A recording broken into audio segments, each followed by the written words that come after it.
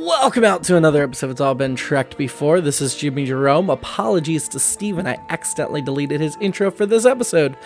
Just this episode. You'll hear him again next week. I'm sure his intro is better than this, but I need to do it now, so you got me. This week, we're going to talk about the Ensigns of Command, whether we liked it, whether we didn't like it, what we thought about data in it, all that stuff. Before we get to that, please go to patreon.com/IABD and support our network. That's patreon.com/IABD. You can donate and get all kinds of great bonus content. Also, our flagship show, It's All Been Done Radio Hour, has a new episode, live show, this Saturday, at 5 p.m., Saturday, January 9th, 2021. Get your tickets on our Facebook page. It's All Been Done Radio Hour. Now enjoy the Ensigns of Command. Yep. Welcome out to another episode of It's All Been Trekked Before. Your regular crew's back. This is Steven. And the dizzy Keith. Jimmy-Jerome. The dizzying. Keith's making reference to Vertigo I had months ago that everybody will know about by now. Months ago. Surely it will be gone by now. And by the time this episode goes live, Trump should be out of office. Oh, God. Hey, we made the impeachment happen. We can do this, too. I mean, he was impeached. It just didn't help. Mm-hmm. So we're here to talk the Ensigns of Command, the second episode of Season 3. First impressions. I enjoyed a lot of things about it. There were several things in particular. As it got further into the episode, and I went back and put this note at the top to say it's going to be difficult for me not to go on a political rant as we discuss some of these things, because it ended up, I think, being fairly topical to specifically the pandemic and other types of issues like that. Oh, there was some stuff there, but I look forward to this rant. Yeah. Well, I don't want to. Well, anyway, yeah. No, I agree with you. Moving on. This guy this leader was way more effective than Trump, though. Unless Trump suddenly decides here in December, which is in the past for you guys, but in the future for us, that he's been a terrible president all along, and he's going to amend his ways for the final month of his presidency. I can't even finish the sentence. Yeah. Wow. So I think we're skipping ahead quite a bit, but just in case we forget, I think it is important to note that that eventually he was able to be swayed by some demonstration or reason. Yep. It was extreme, but it did something at least. Yeah, and Trump never will be. Yeah, my first impressions, I think I told Colleen today, I said, well, it was weird. And I don't know if I mean that in a good way. But at the same time, it was far from uninteresting. So I definitely didn't hate it by any means. It was just, I'll just leave it at that, and we'll dive in. I'll go so far as to say that I think you'll enjoy it more once we discuss it. Okay. There's some things that were happening that I thought would appeal to you, so we'll see. There are some things that did appeal to me, for sure. Yeah, I'm up there, I think, with Keith in that I think it was a good episode. I don't think it was one of the best episodes of the series by any means, but I think it raised some very interesting things in an intriguing way, in an engaging way. And there's a lot to talk about here. I took a ton of notes for this one, and I think they're mostly positive. So I took relatively few, but I think that they're meaty things. Well, we like meaty. We start at the beginning where they're having a concert in, I assume, 10 Forward, it looked like to me. O'Brien's a cellist. I wrote that into, who knew O'Brien played cello, and it looked like they were actually playing. They actually showed them do with the bows. It looked to me, I mean, they may have been faking it, but I thought it was authentic playing. Well, I mean, I feel like that song would be famous enough for the first few bars for somebody to at least make an effort to sync up and fake it. Otherwise, it would have been really obvious. They're just going, Yeah, something. But as someone who took some string instrument lessons in college, it's hard to just make it sound good for a few bow strikes unless you've practiced and you know what you're doing. Well, no, I mean, they wouldn't necessarily have to show or include the audio of what they're doing. They're just, they have to pantomime it. Right. They do it all the time for the the piano stuff if you do the reverse angles and whatever, but it's just, you at least have to have some competence to make it look like you're matching the motions. So especially in this episode, there are some audio shenanigans going on, and we'll get into that as we go through as well. So the whole point of that scene, or the discussion that comes up, is can Data play, or does he have no soul? Because that his fellow players tell him that he plays well technically, but he has no soul to his playing. Can a machine, and this is a thread throughout the thing, and we'll circle back to where it plays into the story, because it does play into the story. But I think we can talk about Picard's final conversation here, where Picard makes the point, well, you imitated these two different masters and you combine them in a way no one has. So basically Data's a remix DJ. And so that is, Picard was talking about, that is Data, that Data can be creative. And personally, I think, combining two masters to come up with his own style is creative. And I do think it shows a type of soul. It very much felt like Data is the Tin Woodman here, who's saying, I don't have a heart, I wish I had a heart, but really he's had a heart the whole time. To me, I think it's not just imitating. I think Data is not giving himself enough credit for what he can do. Certainly. I think they end up making the point later in certain ways that even the desire for a heart is a heart. It's more of a heart than some people who have heart exhibit. I Googled real quick, and Cole Meany does actually play cello. Well, how about that? So I'm pretty sure it was real. I was thinking about this today. So I guess this episode did stay with me, which was, I was listening to the Police, the Greatest Hits, and no one will ever say Sting or Andy Summers or Stuart Copeland was the best of what they did or whatever. And they might not even say they had soul, but those three together, I think I love their music, whether you want to call it fun or it's just good solid pop music, which Sting's a great pop music writer. I just think those elements of Copeland as a jazz guy and Sting is kind of a jazz guy with Andy Summers doing these trippy guitar things, that just all meshed together. And then I thought about, there's lots of people who are like, oh, they're the greatest in the world. They're guitar virtuoso or whatever. And I'm like, I don't give a crap because I don't want to listen to them. So okay, not the Police, but in general, when you're talking about other people who are better musicians or the best musicians. The Police, I love the Police, it just made me think of this episode, just that concept of being technically great versus having heart or whatever, and some of it with music or whatever, it's always going to be production or whatever. If we're talking about pop music, but whatever, but. Yeah, I think I guess it's fair for them to say it's kind of an indefinable thing. I don't know if it's fair to say it about Data, but I think in general with music, I just think it's a tough thing to be like, okay, this guy's got it. This guy's got heart. Maybe he's just good at it. Right. Well, there's just there's that condescending thing, that kind of gatekeeper BS that rubs me the wrong way. And there's some credence to it, I'm sure. But I mean, at the same time, when you're criticizing a new musician in that way, it still kind of comes across to me as being petty, especially for something like music. If the notes are right and they're being played, this was a recital for friends. Right. This was not like a professional, we're a band going on tour, going to make our own albums. This is an American Idol. This is just whatever. But also, there's some value in having the song played correctly. I mean, whether or not you think it's, he paused or he bent it in just this way, or he made a face and it looks passionate. Yeah, give him a break. Well, and we've seen Data can imitate emotion, even if he can't express it, And I think there's got to be a point, and this is certainly a debate worth having that we're not going to get into too deep right now, but there's a point where if you imitate it enough, does it become the thing that you're imitating? I mean, Data is very insistent that he does not have emotion until in the films when they give him an emotion chip. And yet I feel like he demonstrates emotion all the time. And I know part of it's making people feel comfortable by imitating emotion. But at the same time, it's clear that he at least seems to care about people and his friends and himself and his own life. I mean, we saw that in Measure of a Man. He didn't want to be dismantled. He cared about something. So I would argue, I do think it's Data selling himself short. I did love the parallels of the conversation, though, where Beverly was like, telling me you're going to fail before you even make the attempt is self-defeating, and excessive honesty can be bad. It's certainly not what a commander should do. If you're in because Data's Commander Data, Lieutenant Commander Data, but Commander Data, he's on the command track. He needs to learn a lesson here. And that violin thing. And I don't think this episode was too heavy-handed in making the parallels between the violin playing and Data's A story with the planet. But the parallels were there. And I really like how it all folded together nicely. Mm-hmm. I don't know. I've always felt that... Who needs them?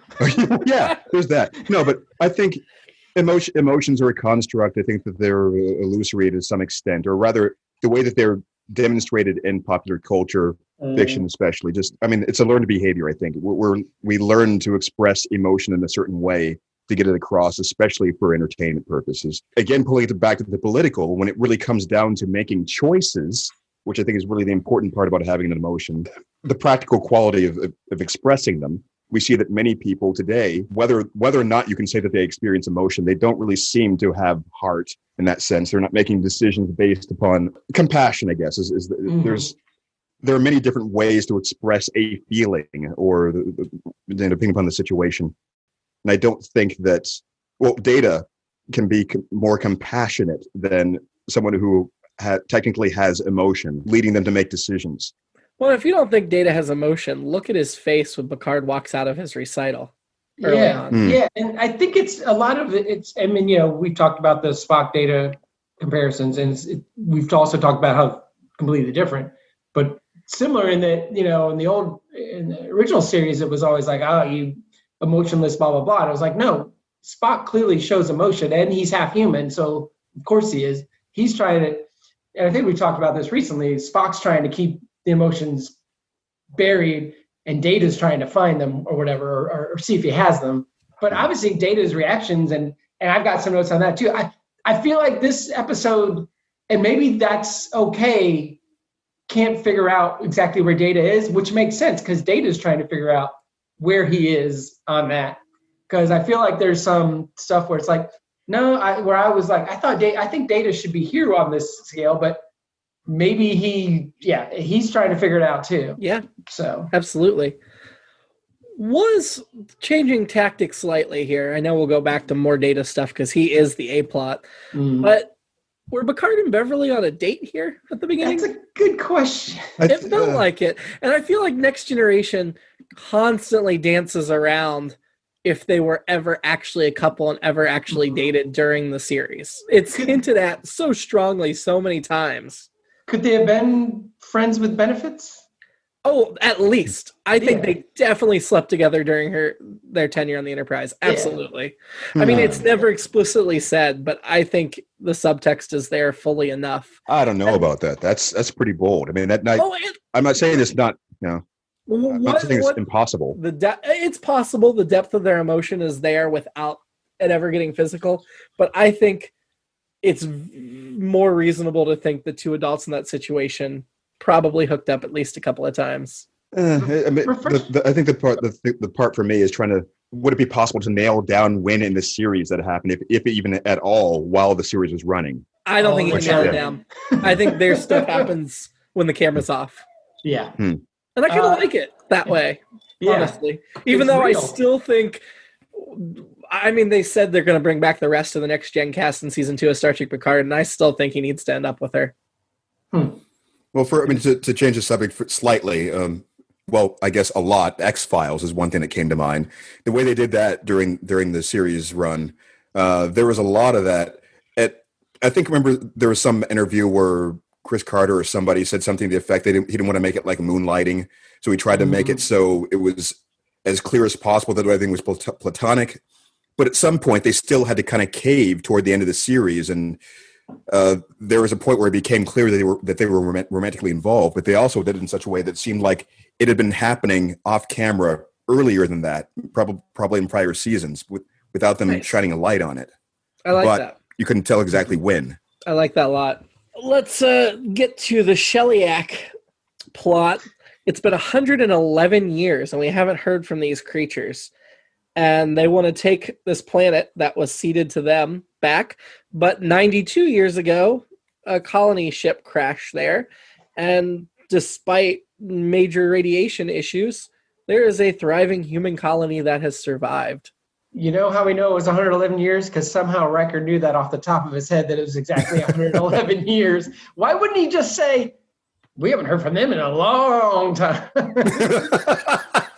That's an excellent point. And then, because I wrote down, he looked it up before Picard. That's so he could show off. I wrote down very specific Shellyak info from Riker, exposition, and then it continues. It went on at about He did his senior thesis on the Shellyak. Yeah, it was a very exposition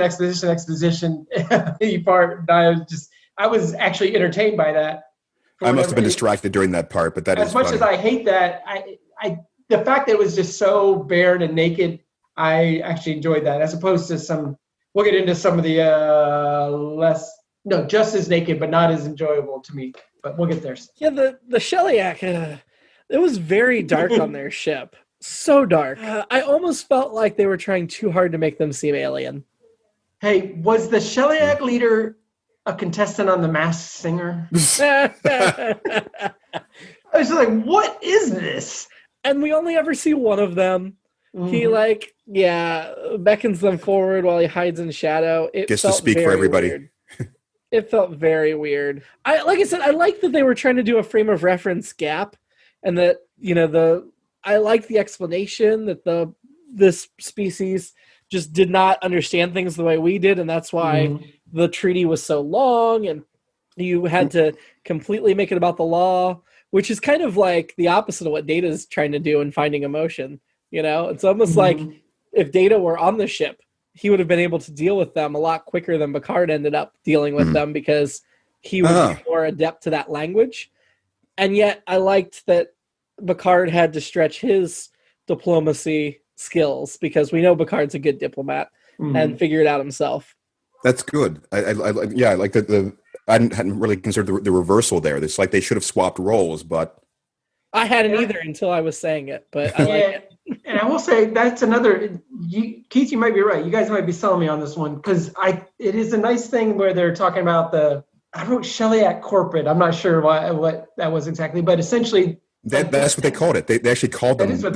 Yeah, it was like it took me a couple times for them saying it. Was like, wait, are they saying that? And but the letter of the law thing, I really appreciated that. The solution was just read the document and get in there and use the law to against them. Here it is. I like that it's not law, though. There was a distinction of treaty versus law. Right. But facts. I mean, actually getting in there and using the details to. Whether the spirit of it was there or not, they could, if they're going to stick to the letter of that agreement, here's something you can find. It's in there somewhere. I initially, when they said 372 lawyers, I wrote down, oh great, bad lawyer choice. But yeah, as you guys are saying, it's they turned it on its head, and the first thing I ask anyone when they're like, hey, I have this issue with my landlord or whatever, I'm like, well, what's in the lease? I mean, any attorney will say, well, what did you sign? What's the agreement?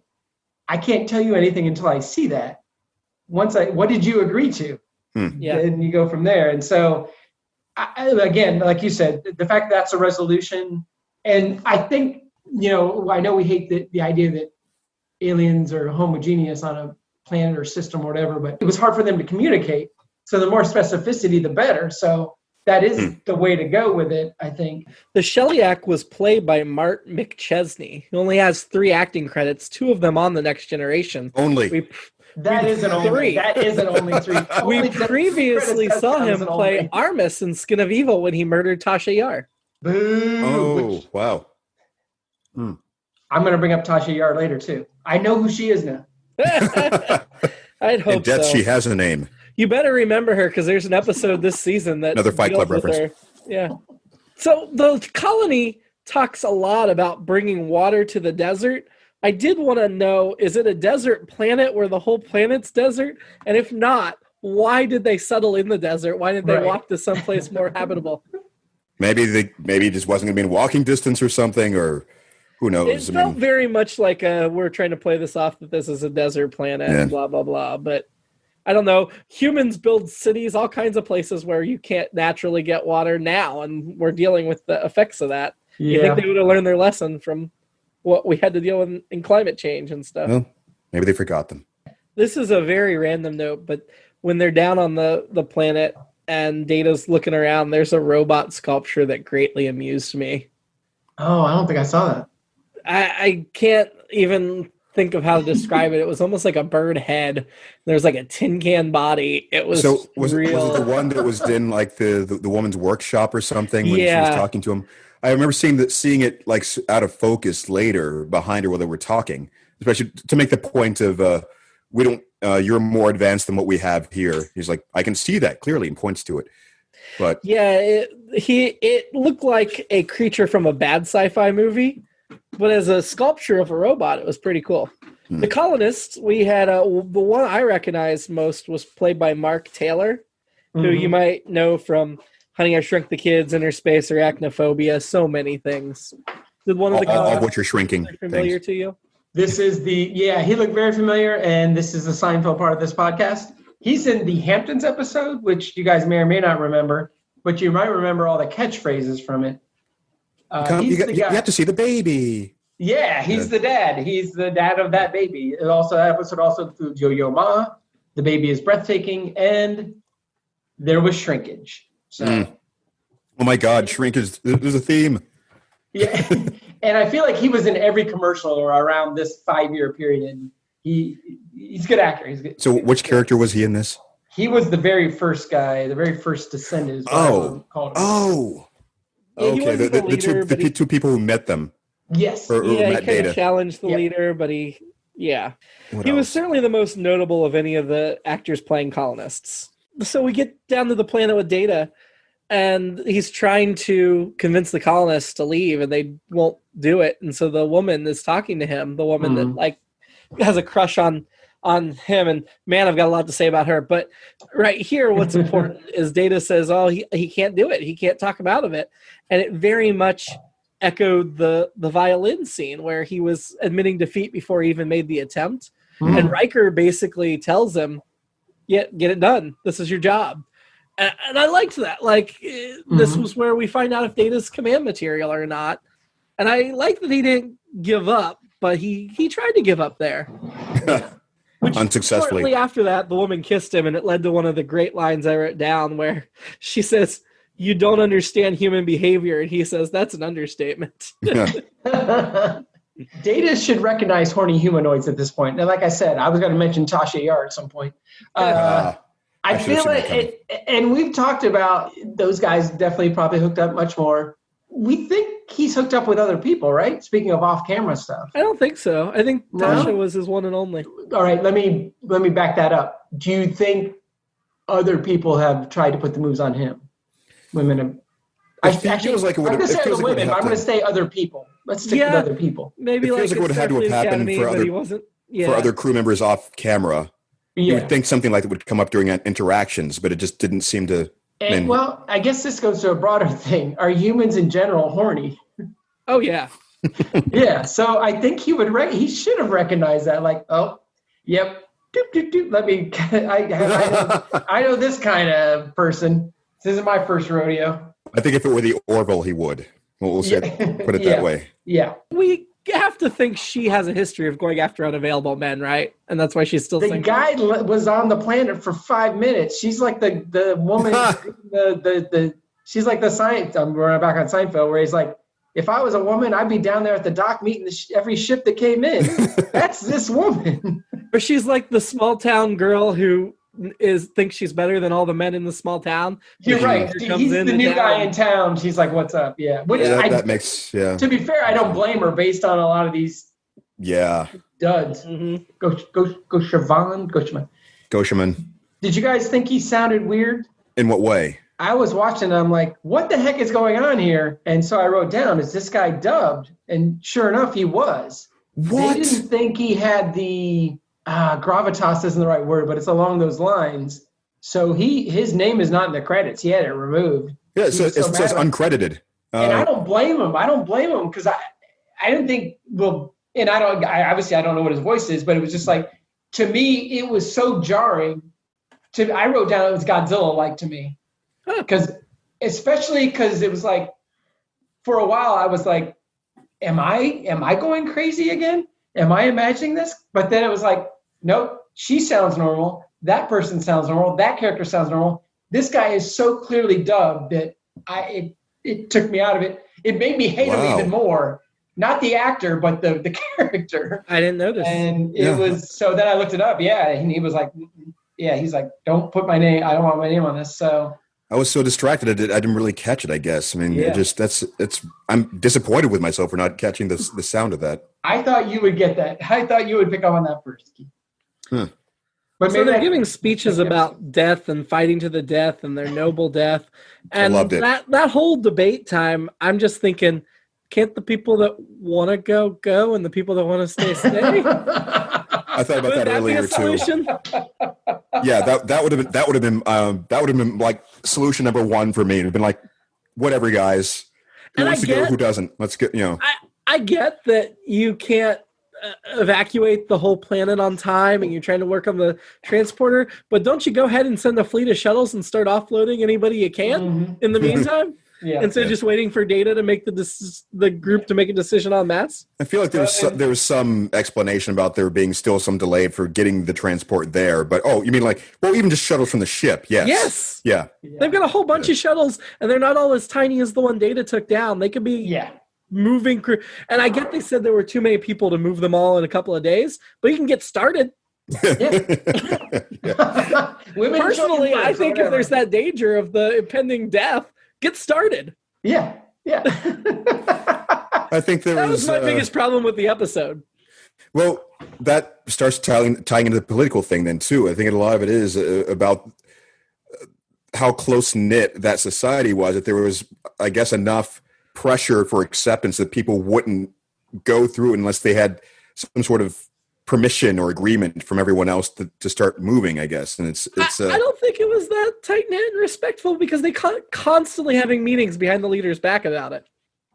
I don't know. Well, let's get, the notes that I have here. First of all, I noted that the leader was at first using the sunk cost fallacy about how much time and effort they put into what they had done. Yep. Later, it became a little bit more reasonable to me, or at least a little bit more noble in the sense of he's noting personal sacrifice that he's connected to from his grandfather and so forth.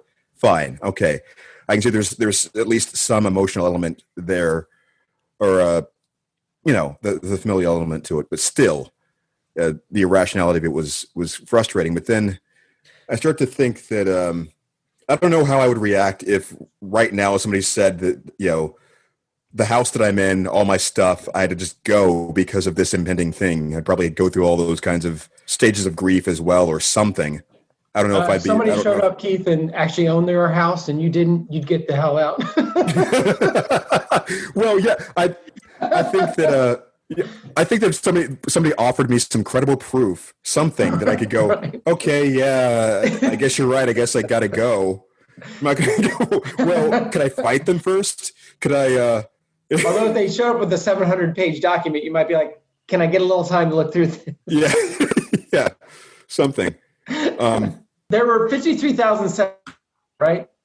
I think something like that. It was in the neighborhood of 50,000. But there were only 25 at the debate. They were deciding. But I didn't feel like that was a governing body by any means. Only 25 lived in the town square or just off of it. Everybody else was in the neighborhood around. I know we talked about this a lot in the original series and in this. Although I will say, while we're there, and this is another notch for the positive, I like the look of the set or the sets for this. It made it feel like a multi-layered kind of place. There was more to it, even though we only saw the 25 people and a couple other things. No, I agree with you, Stephen, but I think they should have just said there were 50 colonists instead of 50,000. Yeah. But they needed a big enough number to set up the quandary. Freak out about I get the quandary, but then you have to show like a crowd scene or something, which they have the budget to do. So then if you don't have the budget to show it, you got to make your script make sense for what you got. Interesting. I can't just say there are 50 people working on the bridge in Universe Journey, but we only ever hear 5 of them. I mean, I can because it's a comedy, but you're not going to take it seriously. While we're on the settlers, this will refer back to something I said earlier. I felt like they, except for, I'm going to call her the girl because I don't remember her name. The settlers all talked really weird. It was very bad actor / sci-fi people talk. Like, this is how we talk. We are settlers. And I wrote more android than android. Like, the whole idea was that, this android's here and he doesn't have emotions. Like, he's reacting stronger than most of you guys. Or when he talks in his normal voice, he has more inflection than you guys. You guys are reading a Wikipedia page, I know that didn't exist then, but it will exist then. I don't know what they'll call it then. But actually, only through your generous donations will Wikipedia still exist. I'm a donor. Me too. So, but then Data reminds him at the end that he has no feelings of any kind, even though he kisses her. The 15,000, not 50,000, by the way. Oh, 15. 15,000 still. Okay. That changes everything. There should only be like 25 people showing up. 15,000, you can make that work. Yeah, the name of the colonist was Ardrian, like Ard. Yeah. That's right. Apostrophe Rian. I do have that written down. Yeah. I didn't. I had no idea. In there, yeah. Coming back again to the political angle, the part that was really starting to nail it home for me was in one of Data's reports when he was talking about his discussions with 50 or so of the people, and he broke down their different reactions, and I thought this is so frustratingly realistic to what would happen if something like this were announced in the news right now. The percentage of people who would think it was a hoax. They have another section of people who were like, well, maybe we can fight them, or another section would think, well, we can probably just talk it out with them or something, or there's going to be some time to negotiate or something. Why don't we do that? Or asking those kinds of questions, which sure, fine. I mean, it makes sense that people would have these kinds of doubts, but at the same time, I don't know. I think the 3-day time limit was what was going to make this frustrating no matter what. And what can you convince people to do within a minute? I suppose it's not really that unrealistic, but think about what's happening today. I mean, people have had months to adjust to the idea of what's happening and decide whether or not they believe what's happening. That is where it starts to sting a bit. I guess just imagining the way that this would probably play out in like perpetuity, like nothing would ever change. Goshavan, God, how did he say it later? Oh, right. When he came in on the secret meeting, he said something to the effect of, "I thought this has already been decided. We already talked about this. This is done." Mm-hmm. And I put this as he's using the "you lost to get over it" argument. Mm-hmm. I made a proclamation without really the proper authority to do that. I made it from, out of my own motives and decided it was done for everybody else. But you're still talking about it as if, no, you lost. You have to do what I say. And just, why would you change your mind based on new information? Yeah, exactly. Yeah. I'm happy to see this sarcastic clap survive into the 24th century. Why was the episode called "The Ensigns of Command"? I never understood that. I have a guess. It does seem to convoluted way, but you guys keep talking. I'll find. Well, I was going to say that I think it comes down to what Jimmy said at the beginning, or toward the beginning, that the thing that you stumbled onto, like the whole reversal of role thing, Data is learning how to command. Picard is relearning. I don't know these instances. That's kind of a stretch, I suppose. I mean, an ensign can also mean a flag. I don't know. It's actually, that I haven't found it yet, but Jimmy, you're on the right track. That's what. Like it's a flag or badge. So it's from a poem by our 8th president, John Quincy Adams. Oh, okay. In the context of this poem, the term ensign means a flag or symbol, not the Starfleet rank. I want the seals of power in place, the ensigns of command. Okay.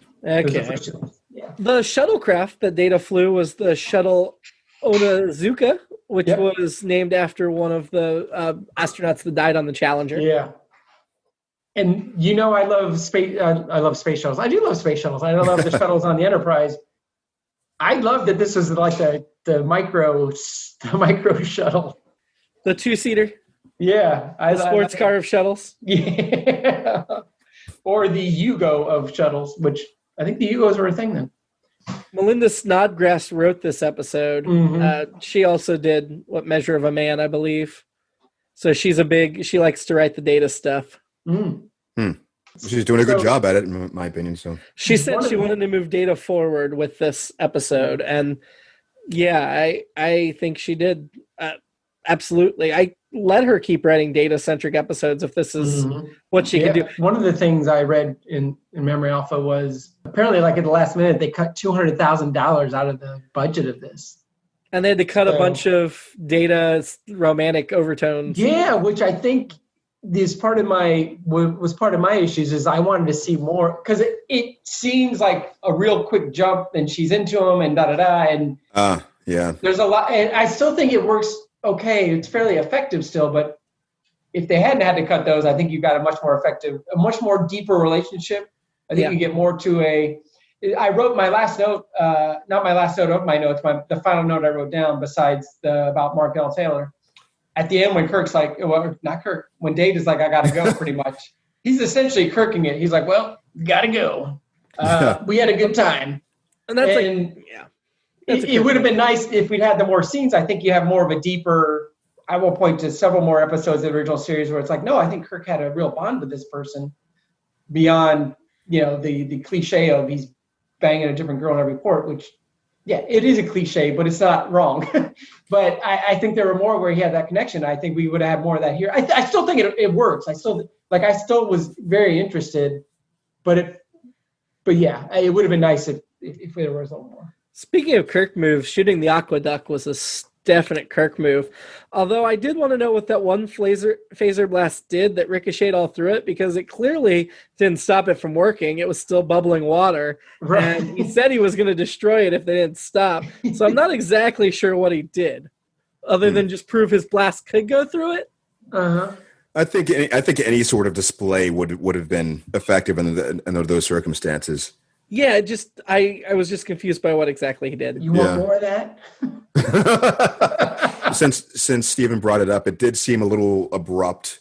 The kiss, like it wasn't enough. It didn't feel like there was enough that led up to her making that leap. Mm-hmm. Yeah. That would, the romantic thing. Other thing I just that occurred to me about what we were saying before about like why weren't people just going, okay, you guys stay here, I'm just going to go. From the secret meeting, the person was saying, well, the other person has too much support.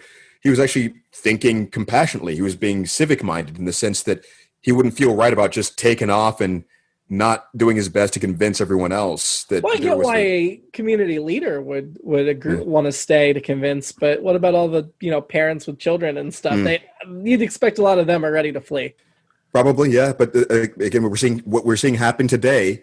You have parents with children who should be concerned about a lot of other precautions they should be taking, but are so committed to following a narrative and feeling correct about this thing that they've invested in, that they're like, well, nope, this is an acceptable risk. We also have people marching in the street. Yeah. Are you saying Goshman was okay with a bunch of people dying? Apparently he was okay with everybody Even dying. though the facts showed something completely different? Yeah. Well, no, once he, I think that, I think it was reasonable for them to have certain levels of doubt. Mm-hmm. He, especially with the level of investment he had there, but as we said at the beginning, we had to acknowledge that once he saw something like a real demonstration of what could happen, and understood that this was futile. It really was demonstrably. There's nothing that can be done. He was like, "Yeah, okay, let's go," and that's good. Yeah. Well, and he was only going to let 15,000 people die. It's not like he let 200,000 die.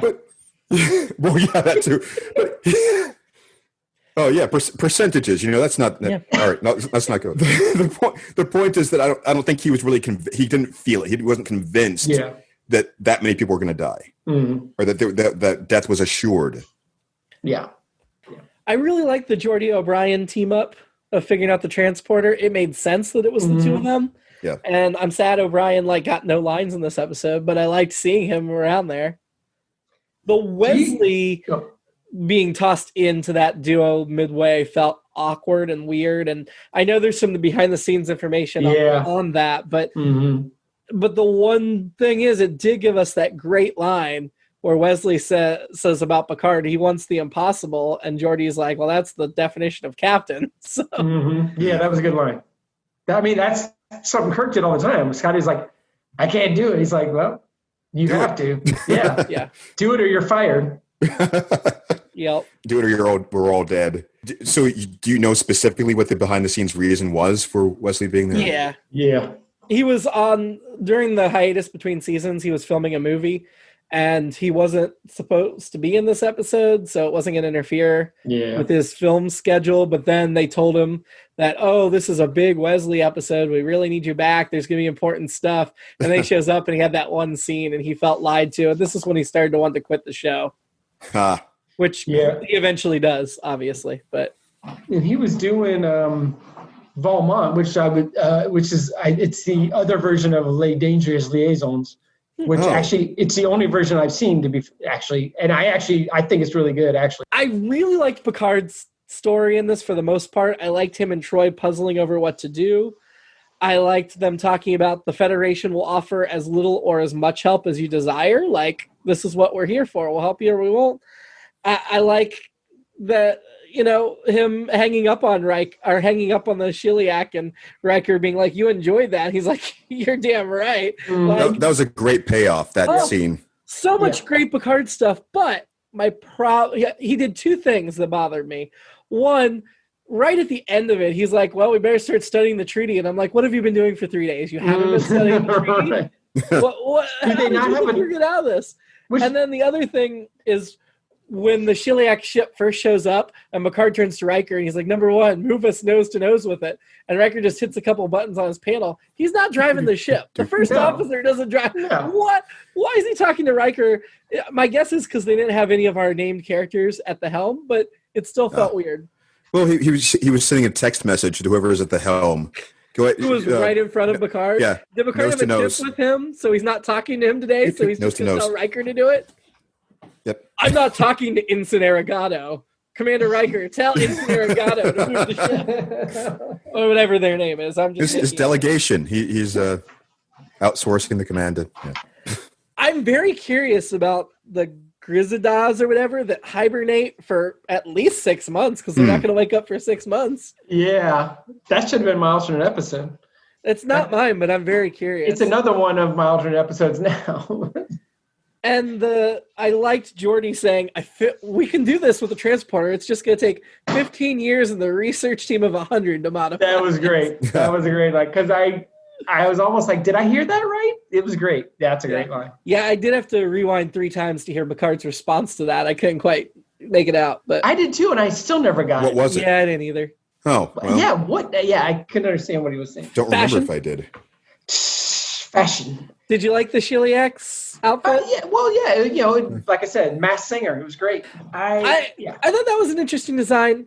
I did not like the colonist wear because they're supposed to be in the desert, but they're wearing very heavy fabric. I got the long dusters. But you have more, so it keeps you cool, isn't that? I mean, you'd want to wear light colors and light fabric, and they're wearing really heavy fabric. They did wear the long dusters, though, so that's good. And I think we mentioned this last week, but the uniforms have the Starfleet uniforms have had an upgrade this season where they're all more layered and heavier and not just that single body type. I thought Crusher's hair looked better. It's still odd, and I'd say that probably in 1980, I think we're in 89 now. I think it probably looked perfect. Whatever. She still looks great. I love her, but yeah. It was better after I dissed it last week. I felt like I should say it looks better, and we may cut this part out. But I thought this is my other fashion. This is about Troy. I thought she was showing camel toe. Yes. What? Oh, very much so. Yeah. I noticed that too. Because that's not a part of her I look at. No. And I was like, am I thinking? I didn't rewind or anything, but I'm just like. Was she sitting or something? No, she was standing. Yeah. She walked in the room and there was some major camel. Yeah, it was really. Poor Marina Sirtis.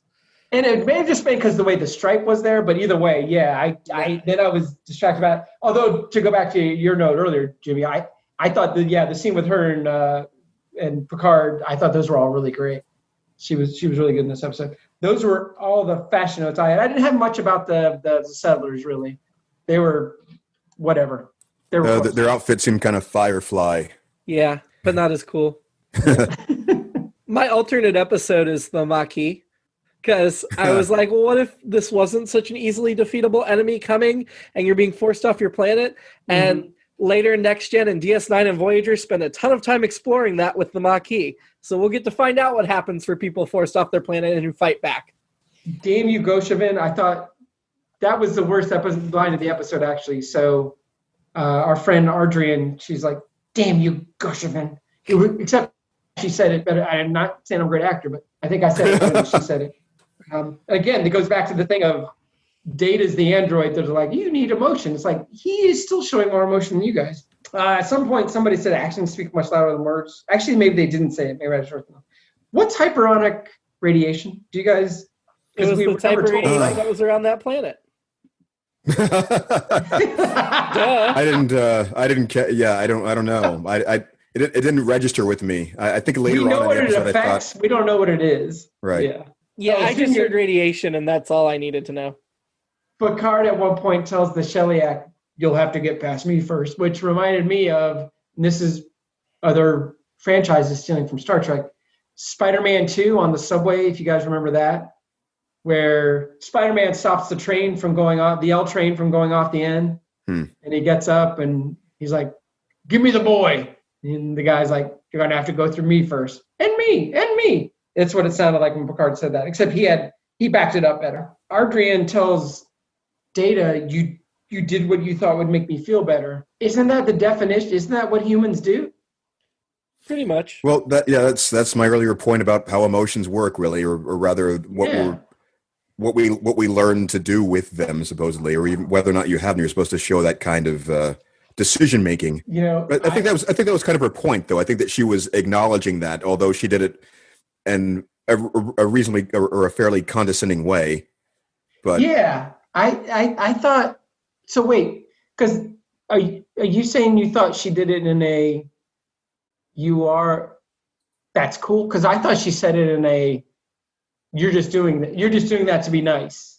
no, I thought she was showing her appreciation for the fact that he did that. She was almost reassuring him that you did this to make me feel better. Oh. That's you, but that's a good thing about you. That shows my lack of growth because I took it the other way. Because I know now in my youth there were definitely things where people did something nice and I was like, well, you're just doing that to be nice. And now I'm like, wait a minute, that's the whole idea. Yeah, but it's that's what we want everyone to do. It's difficult when you think about what you want ideally. You want ideally for everyone in the world to really wholeheartedly believe that this is the right thing to do. You want them to agree with you, but at the end of the day, if they decide to do something anyway, you can't make somebody change their emotions or make them believe something. Right. But if they do what you need them to do, what else can you help? You want people to do the right thing because they inherently know or feel it's the right thing, rather than I have to deliberate on this and like, oh, this is what I should do. It's kind of, and that's a different podcast. It's kind of like the religion. Do you need the Bible to tell you to do the right thing, or should you just do the right thing, kind of a thing? Yep. Well, yeah, that's a different kind of thing, though. I mean, I wouldn't want people. I don't want people to do things because they are being coerced or threatened, but I would also want them to decide to do something. You know what I'm saying? To want to do it, not necessarily because they desire to do it, but because they want to do something because they understand that they should. Mm-hmm. I don't know. How annoying was Wesley on a scale of 1 to 10? I gave him a 2. Did he have more than one line? I don't think so. Yeah, and I was still very, very, very slightly annoyed. So sorry, Will Wheaton. I know you went through a bunch of crap in this episode, and I'm not happy about that. But I'm giving him a 2 as well, just because he felt forced into that scene, but there wasn't enough there to rank him any higher. Real annoyed, yeah.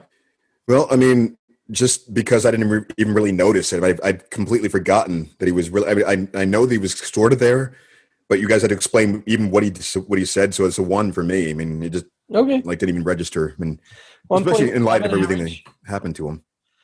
Who was your annoyance? Goshevin. Yeah, that's the fact that it was over. He was dubbed over. Yeah, that is unanimous across the board. A crush. Did Ardrian replace girl with sore arms, Steven? Yeah. I was like, and by the end of the episode, it was clear that, it has to be her. But early on, I was like, I don't know about this. And then I was like, wait a minute. Who is, I remembered who it was, who my current crush was. Yeah, it's definitely her. Keith, did she replace Annette? Almost certainly, since I don't remember who Annette was. I mean, Annette was Wesley's friend that he hung out with. I don't know if she had any lines. Yeah, no. Right. But Ardrian. Fine. I don't know if I got to this. My alternate episode was Data equals USM, which is, I may have brought this up on this podcast before, but USM stands for Unstoppable Sex Machine. In my mind, Data visits a planet and he is just, he's Kirk let loose. He's just making the rounds like, well, I know these are hard times. I'm not going to be here very long. What are you doing tonight?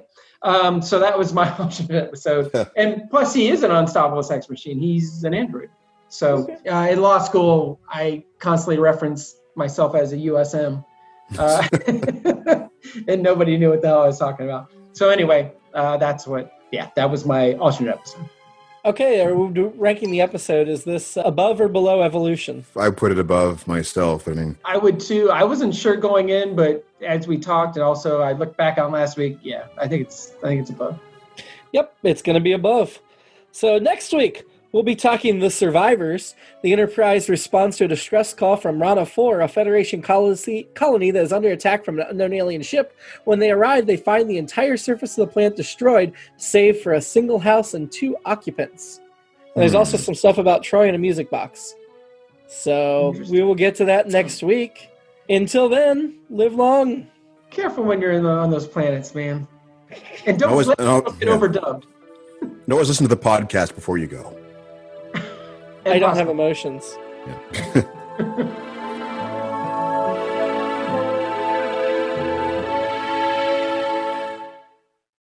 It's All Been Done presents Who's Got the Time?